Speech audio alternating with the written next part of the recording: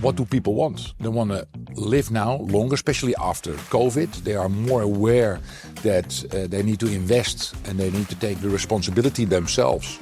In destinations, hotel destinations, wellness, preventive healthcare, longevity is getting more and more important. Hello, today I'm here in Rome with Ted. Ted is CEO of the Art of Living in Spain. Ted, thanks for joining us today. Thank you for having me. Could you please start by sharing the overview of your flagship asset, that is the Art of Living in Spain? Now, the Art of Living in Spain is actually a company that we started in 2001. The company stands actually for more a way of living, and that is, as it says, the Art of Living in Spain. We wanted to do something more than just sell and build and develop real estate. We want to develop real estate with a function, with a service, with a concept, but also that enforces the reason why people want to move to Spain and create that quality of living. At this moment, we are doing that on our Altaona resort in Murcia, where we developing a resort of 3.6 million square meters with many different facets. We have real estate, we have senior residence, and we have leisure.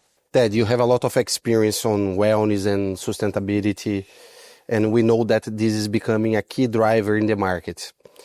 How do you see this trend shaping the future of real estate, in particular the luxury and senior living sector? I think that let's separate the leisure industry with the senior residence, although they are connected. I've been investing in preventive healthcare already for 20 years.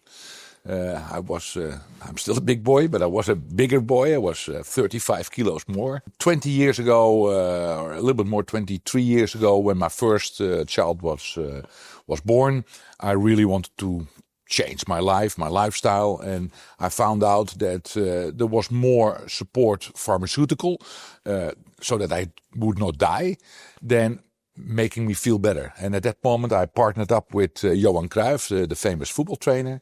He was always investing in preventive healthcare. And that is what we are now using also in our development, because we see a big shift from wellness that was developed in the cellar, having a little gym or a little sauna and then saying we are a wellness resort, to let's say the concept of the hotel, why people go there.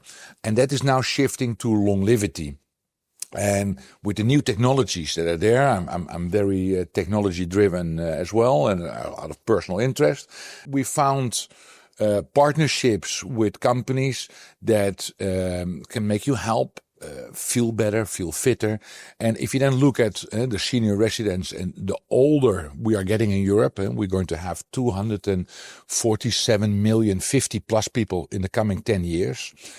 What do people want? They want to live now longer, especially after COVID. They are more aware that they need to invest and they need to take the responsibility themselves in how they're going to age.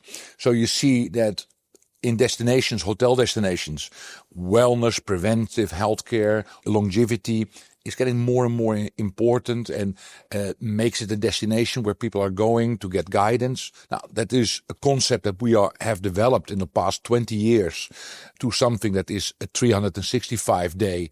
It's not just when you go to the hotel and that you are getting pampered and guided, and then you go home and then nothing happens anymore. Now, you come to us. Actually, the journey starts already before you come to us. That we want to know who you are, how do you eat, how do you live, do you have stress, what's your objection.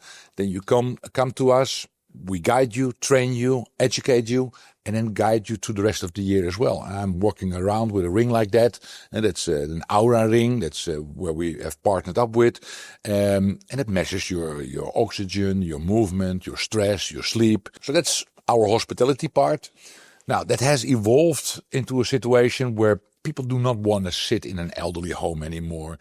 I mean, someone of 80 now, if I look at my own mother, they are much fitter than 20, 30 years ago. And this is also the way how you need to support them with technology and with services, and make it more, instead of a place where they are residing and waiting, to lifestyle.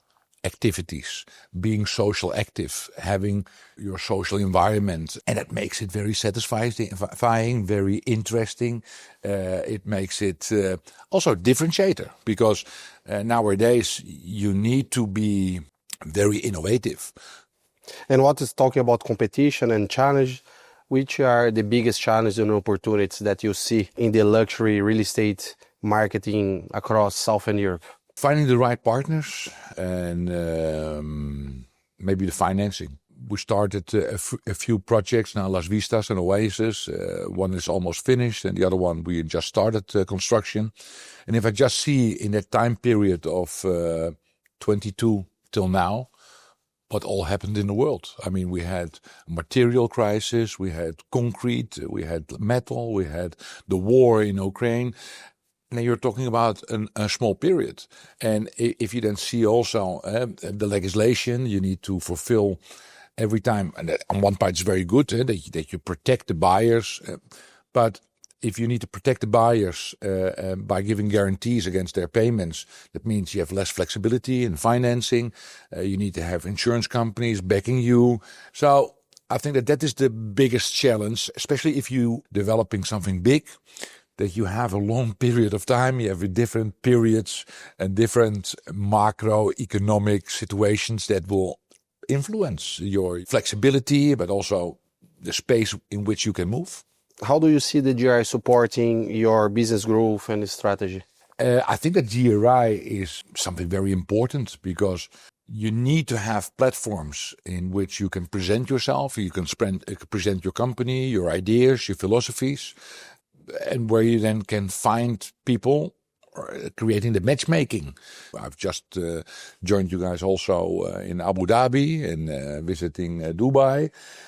So that makes it very interesting to find new partners, also learn from others. How are they solving problems? Because at the end of the day, especially if you're leading a company, it's always difficult to have the right reflection within your own organization. It's very good to have other CEOs sharing their visions, sharing their difficulties, their solutions.